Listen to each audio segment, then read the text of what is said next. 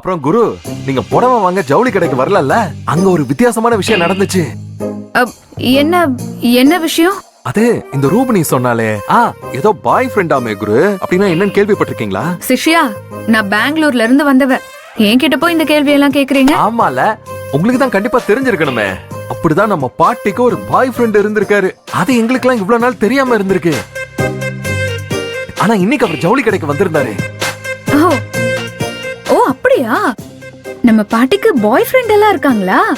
ஏதோ பஜ்ஜி பாபுன்னு சொன்னாரு. பஜ்ஜி பாபு நான் சொன்னாரு, புஜ்ஜி பாபு தானே? ஆமா, புஜ்ஜி பாபுன்னு உங்களுக்கு எப்படி தெரியும்? அது ஆந்திர பக்கம் இருக்கிற பேரு, அதனால தெரியும். அப்படியா?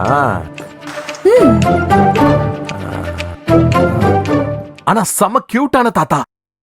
அப்படியே அவரு உங்க கலர். இந்த மூக்கு கண்ணு அப்படியே உங்கள மாதிரி தான்.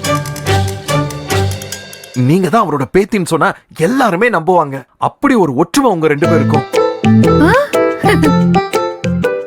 ஆனா என்ன, வயசுதான் ஒரு 70 இருக்கும். முடியெல்லாம் வேற நரைச்சு போச்சு.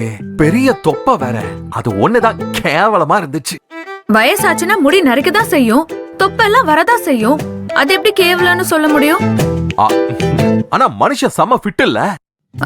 செம ஃபிட்னு உங்களுக்கு எப்படி தெரியும்? நான் கைய புடிச்சேன், தோலை புடிச்சேன், கண்ணத்தை கிள்னேன். அவரு கூட விளையாடிக்கிட்டு தானே இருந்தேன். எனக்கு அவர் ரொம்ப பிடிச்சு போச்சு. நம்ம வீட்டுக்கு கூட வர சொல்லிருக்கேன்.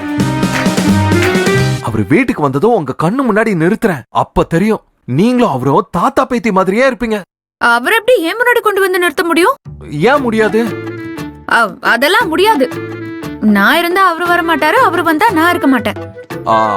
அத எப்படி குரு இவ்வளவு உறுதியா சொல்றீங்க?